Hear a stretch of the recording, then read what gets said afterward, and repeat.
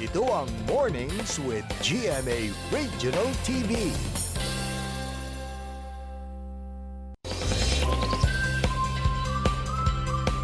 He has charmed the viewers with his good looks and acting skills, starring in a number of movies and TV shows. And now, he is making waves again by portraying an important role in the Kapusong miniseries, Stories from the Heart, Loving Miss Bridgette. At para i-share ang dapat abangan sa kanyang role, mga kapuso, please welcome Adrian Alandy!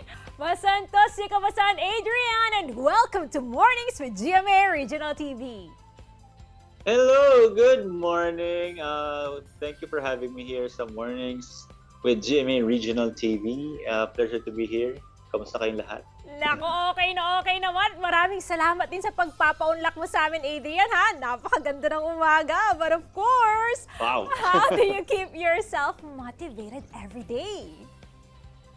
I start with a prayer every morning. Me and my wife start with a prayer every morning. We read the Bible. And coffee is very integral part of my morning. So, ayun. I love it with the wife. Ang sweet-sweet naman ni Adrian. Ako, of course, during your free time, what are you most likely doing? Well, right now, my recent hobby, because wala namang sports, I ride my, it's either my bike or my motorbike. And when I just stay in the house, I just cook. So yun lang yung and work out. Cook, workout, and ride bikes. Wow! At dahil po dyan, nabanggit nyo na ang pagbabike o bisikleta or motorcycle. Pag-usapan na natin ang iyong newfound interest.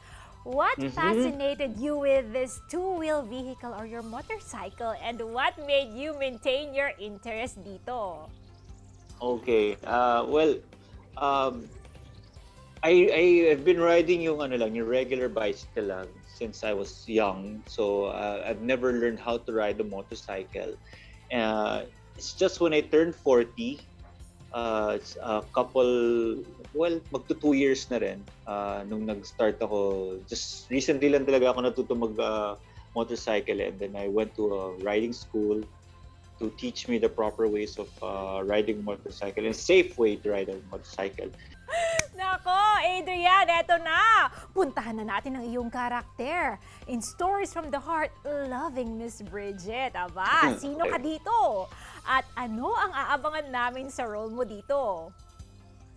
Well, in Loving Miss Bridgette, I played the role of Luther, isang faculty member, a co-faculty or co-teacher ni Bridgette, na magkakagusto sa kanya in a way, parang guguluhin yung dynamics ng love story nila ni Marcos, which is played by Kelvin Miranda. And I think dito sa Loving Miss Bridgette, maraming kikiligin, maraming makaka-relate sa story ni Bridgette at Marcos, maraming iiyak, maraming tatawa, lalo na kay Miss Tart. Sobra siyang mag-comedy dito, sobrang effort niya sa pagko-comedy niya. And I think kakaiba to kasi we're tackling yung parang student-teacher relationship na hanggang saan ba yung hangganan ng ganon, and how will you fight for the true love nararamdaman mo?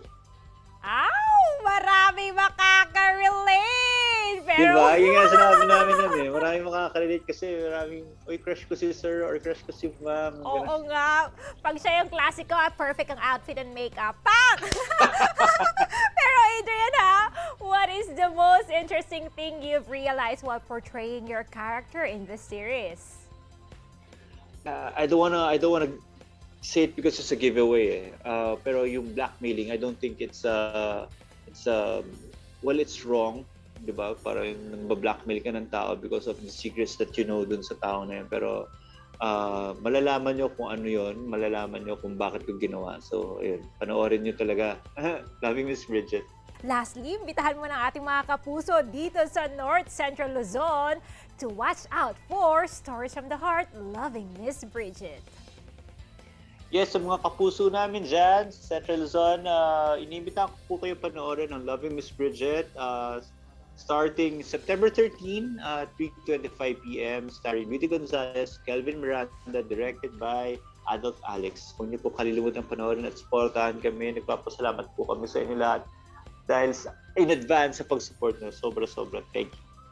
Nako, for sure, abangan ka namin dito. Thank you very much, Adrian, and have a great day! Thank you. Have a great day.